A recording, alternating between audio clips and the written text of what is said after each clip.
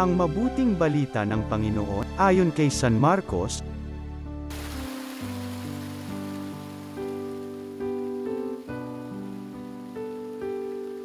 noong panahong yun, tinawag ni Jesus ang 12 at sinugang dala-dalawa. Binigyan niya sila ng kapangyarihang magpalayas ng masasamang espiritu, at pinagbilinan.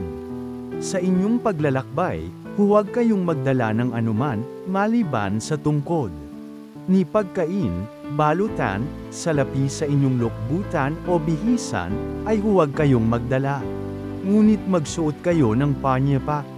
Sinabi rin niya sa kanila, at sa alinmang tahanan ng inyong tuluyan, manatili kayo roon hanggang sa pag-alis ninyo sa bayang iyon. Kung ayaw kayong tanggapin o pakinggan sa isang dako, umalis kayo roon at ipagpag ninyo ang alikabok ng inyong mga paa, bilang babala sa mga taga-roon. Kaya't humayo ang 12 at nangaral sa mga tao na pagsisihan nila at talikdan ang kanilang mga kasalanan.